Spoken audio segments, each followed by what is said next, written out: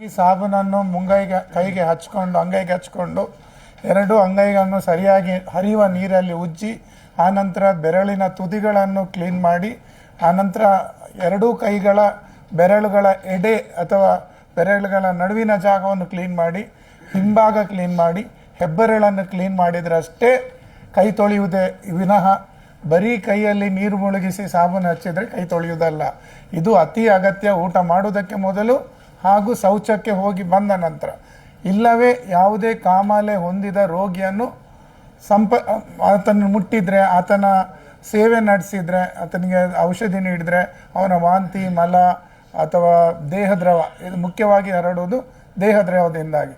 So ಇಷ್ಟು ತುಂಬಾ ಅಗತ್ಯ. ಹೆಪಟೈಟಿಸ್ ಎಗೆ ಸಂಬಂಧಪಟ್ಟ ಹಾಗೆ ಡೆಂಗು ಮತ್ತು ಮಂಗಳೂರಲ್ಲಿ ಮಳೆ ಬಿಟ್ಟು ಬರ್ತಾ ಇದೆ, ಒಂದೇ ಸಮನೆ ಮಳೆ ಇಲ್ಲ.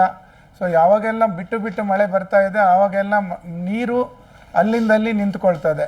ಅದರಲ್ಲೂ ಹೆಚ್ಚಾಗಿ ಈಗ ಏನಾಗಿದೆ, ಕಳೆದ 1-2 ವರ್ಷದಿಂದ ಡೆಂಗು ಕಮ್ಮಿ ಇದ್ದ ಕಾರಣ ಜನರಿಗೆ ಡೆಂಗುವಿನ ಬಗ್ಗೆ ಇರುವ ಅರಿವು ಕಮ್ಮಿ ಆಗಿದೆ. ಆ ನಿಟ್ಟಿನಲ್ಲಿ ಜನ ಎಲ್ಲ ಕಡೆ ಮತ್ತೆ ನೀರು ನಿಂತು ಸೊಳ್ಳೆಗಳ ಉತ್ಪತ್ತಿ ತಾನ ನಮಗೆ ಕಂಡು ಬರ್ತಾ ಇದೆ. ಸೊ ಈ ನಿಟ್ಟಿನಲ್ಲಿ ಜನರು ತಮ್ಮ ಮನೆ ಸುತ್ತ, ತಮ್ಮ ಮನೆಯ ಮಾಳಿಗೆಯ ಮೇಲೆ, ತಮ್ಮ ಟೆರೆಸ್ನ ಮೇಲೆ, ತಮ್ಮ ಕಿಟಿಕಿಗಳ ಬದಿಯಲ್ಲಿರುವ ಸಜ್ಜದ ಮೇಲೆ, ಮನೆ ಎದುರುಗಡೆ ಬಿಸಾಡಿದಂಥ ಪ್ಲಾಸ್ಟಿಕ್ ವಸ್ತುಗಳಲ್ಲಾಗಿರ್ಬೋದು, ಬಿಸಾಡಿದಂಥ ಸಿಯಾಳಗಳಲ್ಲಾಗಿರ್ಬೋದು, ಕುಡಿದು ಉಪಯೋಗಿಸಿದ ತಂಪು ಪಾನೀಯದ ಬಾಟ್ಲಿಗಳಲ್ಲಾಗಿರ್ಬೋದು, ಮನೆ ಹಿಂದುಗಡೆ ಬಿಸಾಡಿದಂಥ ಹಳೆಯ ಪರಿಕರಗಳಲ್ಲಾಗಿರ್ಬೋದು, ನೀರು ನಿಂತರೆ ಅದನ್ನು ದಯವಿಟ್ಟು ಅದನ್ನು ಬಿಸಾಡಿ ಬಿಡಿ. ಇಲ್ಲವೇ ಅದಕ್ಕೆ ಟೆಮಿಫಾಸ್ ಅನ್ನುವ ದ್ರಾವಣವನ್ನು ಹಾಕಬಹುದಾಗಿದೆ.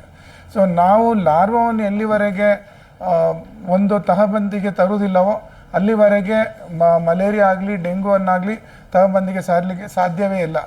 ಇಲ್ಲಿ ಮುಖ್ಯ ವಿಷಯ ಅಂತ ಹೇಳಿದರೆ, ಈ ರೋಗ ಬರೋದು ಸ್ವಚ್ಛ ನಿಂತ ನೀರಿನಲ್ಲಿ ವಾಸ ಮಾಡುವಂಥ ಅಥವಾ ಅದರಲ್ಲಿ ಮೊಟ್ಟೆ ಇಡುವಂಥ ಈಡಿ ಸೊಳ್ಳೆಯಿಂದ. ಸೊ ನಾವೆಲ್ಲ ಪರಿಕಲ್ಪನೆ ಇರೋದು ಸೊಳ್ಳೆ ಅಂತ ಹೇಳಿದರೆ ಗಲೀಜು ನೀರು, ಕೊಳಚೆ ನೀರು ಅಂತ. ಸೊ ಇಲ್ಲಿ ಈ ಒಂದು ರೋಗ, ಡೆಂಗು ರೋಗ ಬರೋದು ಸ್ವಚ್ಛ ನಿಂತ ನೀರು ಆದ ಕಾರಣ ಪ್ರತಿ ಮಳೆಗಾಲದ ಸಮಯದಲ್ಲಿ, ಮಳೆಗಾಲ ಆರಂಭವಾಗಿ ಮಳೆಗಾಲ ಮುಗಿಯುವ ಸಮಯದಲ್ಲಿ ಈ ರೋಗ ತುಂಬಾ ಹೆಚ್ಚು ಹರಡ್ತದೆ. ಹಾಗೂ ಇದಕ್ಕೆ ಖಚಿತವಾದ ಯಾವುದೇ ಔಷಧಿ ಇರುವುದಿಲ್ಲ. ಸೊ ಖಚಿತವಾದ ಔಷಧಿ ಇಲ್ಲದ ಕಾರಣ ರೋಗ ಬಾರದ ಹಾಗೆ ತಡೆಗಟ್ಟುವುದೇ ಒಂದೇ ಅದಕ್ಕಿರುವಂಥ ಮಾರ್ಗ. ಇನ್ನೊಂದಂತ ಹೇಳಿದ್ರೆ, ಯಾರಿಗಾದರೂ ಜ್ವರ ಬಂದರೆ ಇಂಥ ಸಮಯದಲ್ಲಿ ಡೆಂಗು ಆ ರೀತಿಯ ಜ್ವರವೇ ಅನ್ನೋದನ್ನು ಪರೀಕ್ಷೆ ಮಾಡುವುದು ಕೂಡ ಅತಿ ಮುಖ್ಯ. ಹಾಗೂ ಎಲ್ಲಕ್ಕಿಂತ ಅಗತ್ಯ ಇದಕ್ಕೆ ವಿಶ್ರಾಂತಿ ಹಾಗೂ ದ್ರವಯುಕ್ತ ಆಹಾರ. ಸೊ ಈ ಆಹಾರ ವಸ್ತುಗಳನ್ನು ಕೂಡ ಖಾರ, ಹುಳಿ ಮತ್ತು ಉಪ್ಪು ಇದು ಕಮ್ಮಿ ಇರುವಂಥ ಆಹಾರವನ್ನು ಸೇವಿಸಬೇಕು. ನೀರಿನಂಶ ಜಾಸ್ತಿ ತಗೊಳ್ಬೇಕು. ಸರಿಯಾದ ವಿಶ್ರಾಂತಿ ತಗೊಳ್ಬೇಕು. ಜ್ವರ ಮೊದಲ 4 ದಿವಸದ ನಂತರ ಇನ್ನೊಂದು ಸಲ ಜ್ವರ ಬಂದರೆ ಅದರ ಅರ್ಥ ಆ ರೋಗ ಮತ್ತೆ ಬೆಳೀತಾ ಇದೆ ಅಥವಾ ತುಂಬ ಜೋರಾಗಿ ಬರ್ತಾ ಇದೆ ಅಂತ. ಅಂಥವರೆಲ್ಲ ವೈದ್ಯರನ್ನು ಭೇಟಿಯಾಗಬೇಕು. ಸ್ವಯಂ ಔಷಧಿ ಖಂಡಿತ ಅಪಾಯಕಾರಿ. ಯಾವುದೇ ರೀತಿಯ ಆಂಟಿಬಯೋಟಿಕ್ ಡೆಂಗು ರೋಗದಲ್ಲಿ ಪ್ರಯೋಜನಕಾರಿ ಅಲ್ಲ. ಆದ ಕಾರಣ ಡೆಂಗು ರೋಗ ಬಂದರೆ ಎಲ್ಲಕ್ಕಿಂತ ಅಗತ್ಯ ಸರಿಯಾದ ವಿಶ್ರಾಂತಿ ಹಾಗೂ ತುಂಬಾ ಜ್ವರ ಇದ್ದರೆ ಜ್ವರ ನಿವಾರಕ ಔಷಧಿ ಮಾತ್ರ. ಸೊ ಇಷ್ಟು ಅಲ್ಲದೆ ಜನರ ಸಹಕಾರ ಇಲ್ಲದೆ ಡೆಂಗುವನ್ನು ತಹಬಂದಿಗೆ ತರಲಿಕ್ಕೆ ಸಾಧ್ಯವೇ ಇಲ್ಲ. ಸೊ ಜನರು ಈ ಬಗ್ಗೆ ಸಹಕರಿಸಬೇಕು. ತಮ್ಮ ಮನೆಗಳಲ್ಲಿ ಸೊಳ್ಳೆ ಉತ್ಪತ್ತಿ ಆಗದಂತೆ ತಡೆಗಟ್ಟಬೇಕು. ಒಂದು ವೇಳೆ ಅವರ ಮನೆಯಲ್ಲಿ ಯಾರಿಗಾದರೂ ಡೆಂಗು ಬಂದಿದ್ದರೆ ಆ ವ್ಯಕ್ತಿಗೆ ಸೊಳ್ಳೆ ಕಚ್ಚದಂತೆ ಕೆಲವೊಂದು ಉಪಾಯಗಳನ್ನು ಅನುಸರಿಸಬಹುದು.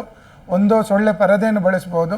ಇಲ್ಲವಾದಲ್ಲಿ ಮೈಗೆ ಕಹಿ ಬೇವಿನ ಎಣ್ಣೆ ಮತ್ತು ತೆಂಗಿನೆಣ್ಣೆ ಮಿಶ್ರಣ, ಅಂದರೆ 4ರಲ್ಲಿ 1 ಅಂಶದ ಬೇವಿನ ಎಣ್ಣೆಯು 3ನೇ 4 ಅಂಶದತ್ತು ತೆಂಗಿನ ಎಣ್ಣೆಯನ್ನು ಮಿಶ್ರ ಮಾಡಿ ಹಚ್ಚಿದಲ್ಲಿ ಚರ್ಮದಲ್ಲಿ ಬರುವಂಥ ಗುಳ್ಳೆ ಏನು ಬರ್ತದೆ ಡೆಂಗುವಲ್ಲಿ ಅದಕ್ಕೂ ಉಪಯೋಗ ಆಗ್ತದೆ. ಅದೇ ರೀತಿ ಸೊಳ್ಳೆಯು ಕಚ್ಚದಂತೆ ಅದು ತಡೆಗಟ್ತದೆ. ಸೊ ಇಂಥ ಸುಲಭವಾದ ಉಪಯೋಗ ಮಾಡ್ಬೋದು. ಮನೆಯಲ್ಲೇ ಲಭ್ಯ ಇರುವಂಥ ಹೊಗೆಯನ್ನು ಹಾಕ್ಬೋದು. ಯಾವುದೇ ಫಾಗಿಂಗ್ ಅನ್ನೋದು ಸೊಳ್ಳೆಯನ್ನು ಕಾಯಮ್ಮಾಗಿ ಓಡಿಸುವ ವ್ಯವಸ್ಥೆ ಇರುವುದಿಲ್ಲ ಅಂತ ಹೇಳಲಿಕ್ಕೆ ಬಯಸ್ತೇನೆ.